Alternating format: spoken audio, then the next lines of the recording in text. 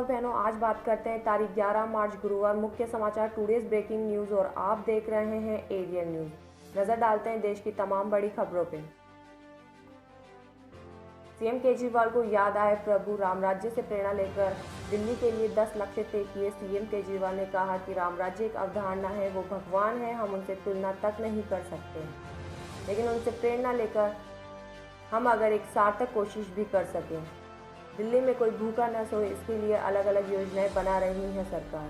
हर बच्चे को, चाहे गरीब का बच्चा क्यों न हो, उसको अच्छी शिक्षा मिलनी चाहिए। एक जैसे पढ़ने के अवसर हम हर बच्चे को दे रहे हैं।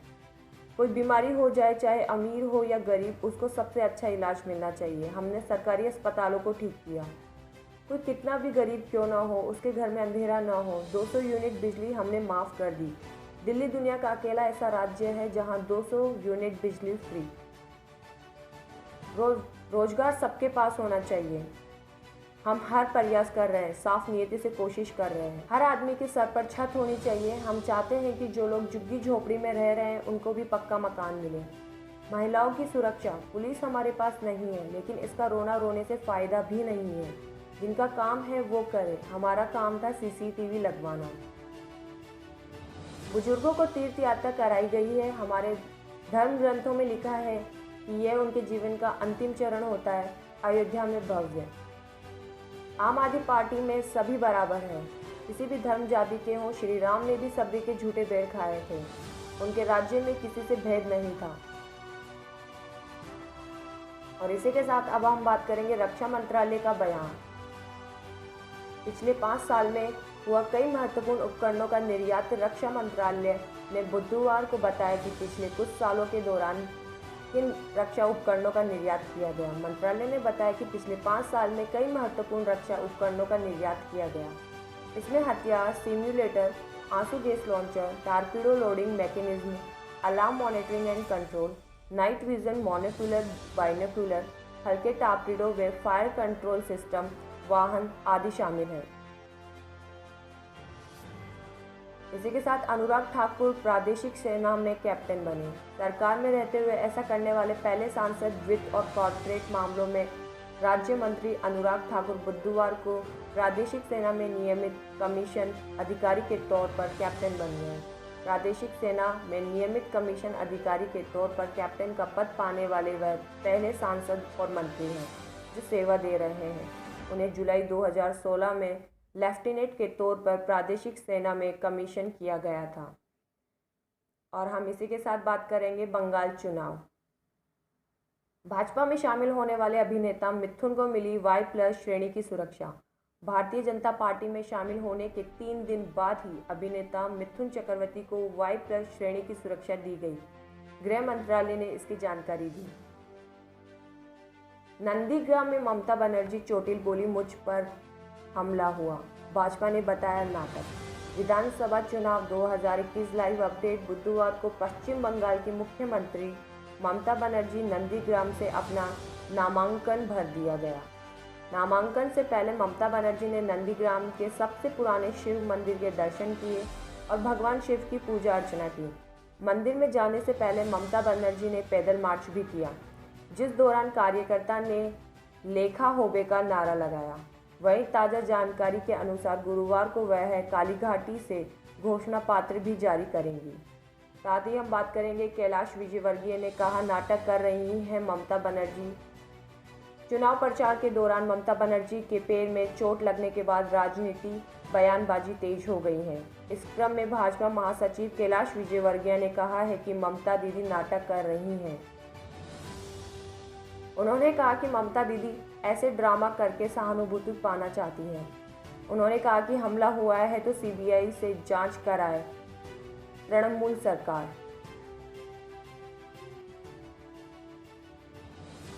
केंद्र सरकार के 3 नए कृषि कानूनों के खिलाफ दिल्ली की विभिन्न सीमाओं पर पिछले 100 दिनों से ज़्यादा समय से किसान आंदोलन जारी है। हजारों की संख्या में किसान सरकार से MSP पर कानून बनाने और तीनों कानूनों को वापस लेने की मांग कर 26 मार्च को 4 महीने पूरे होने के अवसर पर किसान संगठन नेताओं ने भारत बंद बुलाया है। इससे पहले किसान यूनियनों ने 26 जनवरी को ट्रैक्टर परेड निकाली थी, जिसमें काफ़ी हिंसा हुई थी। बड़ी संख्या में किसान दिल्ली पुलिस द्वारा तय किए गए रूटों से अलग चले गए थे।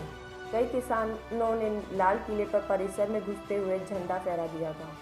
इसके बाद दिल्ली पुलिस ने कार्रवाई करते हुए कई लोगों को गिरफ्तार भी किया। हिंसा को लेकर विभिन्न व्यक्तियों के खिलाफ 38 मामले दर्ज किए गए। उधर भारतीय किसान यूनियन के नेता राकेश टिकैत ने आगामी 13 मार्च को कोलकाता जाने का ऐलान करते हुए कहा कि वह किसानों से पश्चिम बंगाल विधानसभा चुनाव पर चर्चा करके भाजपा को पराजित करने का आह्वान करेंगे। हालांकि वह किसी राजनीतिक दल का समर्थन नहीं करेंगे। उन्होंने कहा कि वह 13 मार्च को कोलकाता जाएंगे और वहीं से निर्णायक संघर्ष का बुगुल फेंकेंगे। टिकैत ने आरोप लगाया कि देश के किसान भाजपा की नीयतों से त्रस्त हैं। वह पश्चिम बंगाल के किसानों को चुनाव पर चर्चा करेंगे और भाजपा को हराने का आह्वान करेंगे।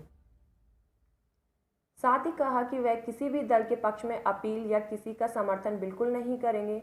उन्होंने स्पष्ट किया कि वह पश्चिम बंगाल में वोट मांगने नहीं जा रहे हैं। ये पूछने पर वह पश्चिम बंगाल की मुख्यमंत्री ममता बनर्जी से मुलाकात करेंगे। उन्होंने स्पष्ट किया कि उनका ऐसा कोई कार्यक्रम नहीं है। इसके पूर्व टिकैत ने किसान महापंचायत को संबोधित करते हुए मोदी सरकार पर जमकर निशाना साधा। किसान संगठनों और केंद्र सरकारों के बीच पिछले कुछ महीनों में 10 से ज़्यादा दौर की वार्ताएं हो चुकी हैं, लेकिन कोई ठोस हल नहीं निकल सका है। सरकार कानून को 1.5 साल तक होल्ड रखने और उसमें कई तरह के संशोधन को तैयार है, लेकिन किसान संगठन कानूनों को रद्द करने और एमएसपी पर कानून बनाए जाने पर अड़े हुए हैं। और इसी के साथ अब हम बात करेंगे, प्रधानमंत्री नरेंद्र मोदी ने आज भारतीय जनता पार्टी के संसदीय दल की बैठक में पार्टी के कार्यकर्ताओं को देश भर में टीकाकरण केंद्रों के बगल में पार्टी बूथ स्थापित करने के लिए कहा है। महामारी के बाद पहली बार पार्टी के संसद के सदस्यों को संबोधित करते हुए पीएम ने सरकार द्वारा किए गए कार्यों से भी अवगत कराया। प्रधानमंत्री ने कहा, बीजेपी को चाहिए कि वे लोगों को उनके टीके लगवाने में मदद करें। पार्टी के एक नेता ने कहा कि प्रधानमंत्री ने अपने संबोधन में कहा, चुनाव के दौरान केवल बूथ क्यों न बनाए जाए। बहुत सारे लोग हैं जो अपने आई कार्ड के बिना आते हैं, जिन्हें किस तरह की मदद की ज़रूरत होती है और इसलिए हमें वहां रहना चाहिए। इसी के साथ अमिताभ बच्चन को मिलेगी international federation of film archive award. Bollywood से होंगे पहले शख्स। अमिताभ बच्चन को international federation of film archive FIAF द्वारा सम्मानित किया जाएगा। अमिताभ बच्चन भारतीय सिनेमा के पहले शख्स हैं जिन्हें विश्व फिल्म जगत में उनके योगदान के लिए FIAF पुरस्कार से सम्मानित किया जाएगा। Amitabh Bachchan Martin Scorsese and Christopher Nolan 19 मार्च को एक ऑनलाइन कार्यक्रम में बिग बी को सम्मानित करेंगे। स्कॉर्सेज़े एंड नॉलन को भी FIAF पुरस्कार से सम्मानित किया जा चुका है। और इसी के साथ बात करेंगे आखिरी खबर की। किसान यूनियनों ने 26 मार्च को पूर्ण भारत बंद का किया आह्वान।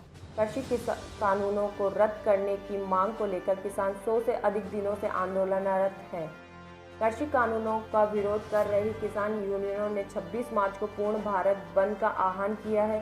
संयुक्त किसान मोर्चा के डॉक्टर दर्शन पाल की ओर से जारी एक बयान में ये जानकारी दी गई। बयान के अनुसार बुधवार को संयुक्त किसान मोर्चा की बैठक में आगे के कार्यक्रमों की रूपरेखा तय की गई। इसके तहत 15 मार्च को कॉर्पोरेट विरोधी दिवस पर सरकार विरोधी दिवस मनाया जाएगा, जिसमें डीजल, पेट्रोल, रसोई गैस व अन्य आवश्यक वस्तुओं के बढ़ रहे दामों के खिलाफ डीएम और एसडीएम को ज्ञापन देकर विरोध प्रदर्शन किया जाएगा। इसी दिन देश भर के रेलवे स्टेशन पर मजदूरों संगठनों के साथ निजीकरण के खिलाफ विरोध प्रदर्शन किया जाएगा। इसी क्रम में 17 मार्च को मजदूर संगठनों व अन्य संगठनों के साथ 26 मार्च के वास्तविक भारत बंद को सफल बनाने के लिए एक बैठक आयोजित की जाएगी।